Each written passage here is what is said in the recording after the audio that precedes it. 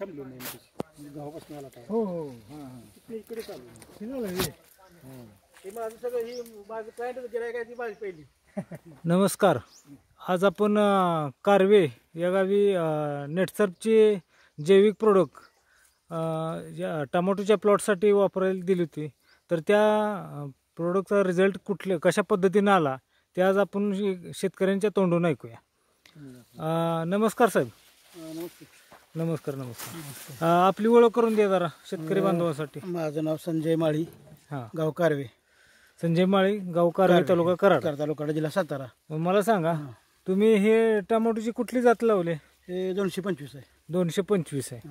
पण टमाटोसाठी आपली नेटसर्फची जैविक प्रोडक्ट वापरली, त्याला कशा पद्धतीनं वापरली आणि त्याचा काय रिझल्ट आला? रिझल्ट आता तुम्ही दिसताय, बघतायच. हो, झाडाला कमीत कमी 125 फळ आहे. हो, पानाची लेंथ, क्वालिटी एक नंबर. पानाची रुंदी भरपूर प्रमाणात वाढली आहे, जाडी वाढली आहे, रोग प्रतिकारक शक्ती जास्त वाढली, जास्त प्रमाणात रोग प्रतिकारक शक्ती वाढली, फळांची संख्या चांगली, फळ सेटिंग चांगलं झालं. फळ सेटिंग चांगलं झालंय म्हणण्यापेक्षा ह्या अशा पद्धतीनं आज आपल्याला फळांची क्वालिटी दिसते, कलर बिलर एक नंबर आहे आणि संख्या पण अशी भरपूर दिसते. 100 ते 125 फळ एका झाडाला आपल्याला दिसून येतात. झाडे जास्त असल्यामुळे शायनिंग आलं फळाला आणि रोग प्रतिकारक शक्ती किती वाढली की कमीत कमी खर्चात प्लॉट सुरू झाला. बरोबर. ह्याचं आपण काय केलं, स्टेमरीजचं पहिल्यांदा 25 दिवसानंतर ड्रेंचिंग पहिले घेतलं, स्टेमरीजचं, आणि नंतर 15 दिवसानंतर जैविक प्रोडक्ट आहे ती सगळी आणि एनपीके आपण ड्रिप मधनं सोडलं. त्यामुळे असा हा रिझल्ट मिळाला. आम्ही समाधानी आहे. सगळ्या शेतकरी बांधवांना विनंती आहे की या नेटसर्फ कंपनीचं स्टेमरीज एनपीके 100% काम करते. एक शेतकरी या नात्याने सांगतो की बिंदास मध्ये वापरावं लोकांनी. बरोबर. आणि डोळे दाखवून राहावं. मला सांगा, तुमचं दुकान पहिले कृषी सेवा 25 वर्ष माळी कृषी उद्योग म्हणून दुकान होतं. सगळ्या शेतकरी बांधवांना तालुक्यातल्या सगळ्या माहित आहे. आणि नेटसर्फचं मी पहिलं हे करत होतो, पण एवढे जास्त. पण महाजन चव्हाण साहेबांचं कॉन्टॅक्ट झालं. चव्हाण साहेब म्हणले एक वापरून तर बघा, म्हणून मी आपलं त्यांना, ते माझं ऐकते म्हणून मी पण त्यांचं ऐकलं आणि आपण वापरलं. आपण आता पूर्ण समाधान आणि 100% इथून पुढे आपली सगळी शेती जैविक नेटसर्फवरच आपण. आता माझं 2-2 एकरानं प्लॉट राहणार. बरोबर. 100% रिझल्ट आहे. आम्ही समाधान आहे. मी दुकानदार येणार त्यांना सांगत, तर शेतकरी येणार त्यांना सांगतोय, कारण मी पहिल्यांदा यूज करतो मग लोकांना सांगतो. बरोबर. त्यामुळे हे महत्वाचं आहे. बरोबर.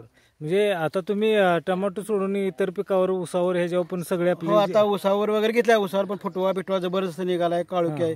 आता मी माझा गव्हा वापरणार आहे. बरोबर. रिझल्ट 100% आहेत. म्हणजे आहेत म्हणजे आहेत भरपूर कंपन्या येतात, नुसतं गोलमाल करतात, पण हे नाही.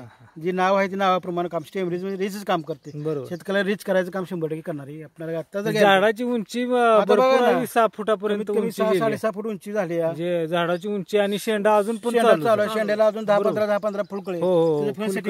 बरोबर. सगळे 100 फळ प्रत्येक झाडाला 200. ह्या हिवाळ्यात, ह्या कंडिशन मध्ये, एवढ्या पावसाळ्यात, बरोबर, पाऊस एवढा पडला तेव्हा गुडघाभर पाणी होतं वावरात, रोप लावल्या त्यातनं परत प्लॉट उचललाय. चांगल्या पद्धतीने प्लॉट उचलला आणि शेंडा पण अजून चालू आहे. त्यामुळं फळधारणा पण भरपूर झाली.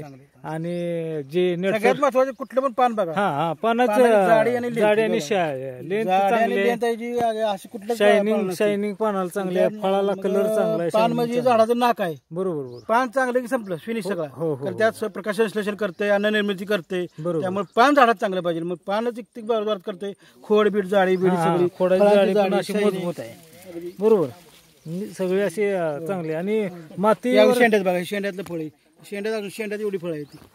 बरोबर. ती खाली बाळा ही असं गचपानं सगळं लागलं, सगळं गचपानं. म्हणजे पान आणि फळ उरकणं, पानामुळे फळ दिसून नाही एवढी पानं. म्हणजे पानं चांगली आहेत. पानं सगळ्यात पानावर जीवन आहे ना. पानं सगळ्या झाडात चांगली. बरोबर.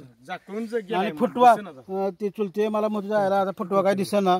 मी वापरल्यानंतर ते म्हणले, मला म्हणले काय केलंस तू? मी त्याला काय बोललो नाही. फुटवा धावला काढून शेणा. म्हणजे तुम्ही नाही ना वापरलं? नाही वापरलेलं नाही वापरलं. म्हणजे तुमच्यात ह्या प्लॉट मध्ये बराच फरक असा जाणवत असेल ना. आता तुम्ही बघायचं, प्रत्यक्षात बघायचं, बरोबर, लक्षात येते. पानाची जाडी बिडी अशी भरपूर आहे. पानाची जाडी चांगली झाली. आणि मला वाटतं ह्या मल्चिंग पेपरवर ही तिसरं पीक असेल. तिसरं पीक आहे. तिसरं मल्चिंग पेपर नाही, तुमचं असंच आहे. पण मल्चिंग पेपर टाकून तिसरं पीक घेतलंय. बरोबर. पहिली काकडी घेतली, नंतर हिरवी मिरची घेतली आणि तिसऱ्यांदा टमाटो केला. बरोबर. असं तिसरं पीक आहे. मग नेटसर्प कंपनीला तुम्ही मुलाखत दिली, प्रोडक्ट वापरलं, चांगल्या पद्धतीने रिझल्ट काढले, त्याबद्दल कंपनीच्या वतीने मी तुमचे धन्यवाद मानतो. आणि माझ्या शेतकरी बांधवांना कळकळीची विनंती आहे, एक शेतकरी मशीन 100% नेटसर्पचं तुम्ही स्टेमरीज आणि NPK वापरा. तुमचा लॉस काय होणार नाही. माल काढायचा, दर आपलं नशीब आपल्या सांगा. माल भरपूर, माल बघायचा, खुश व्हायचा. Okay, thank you.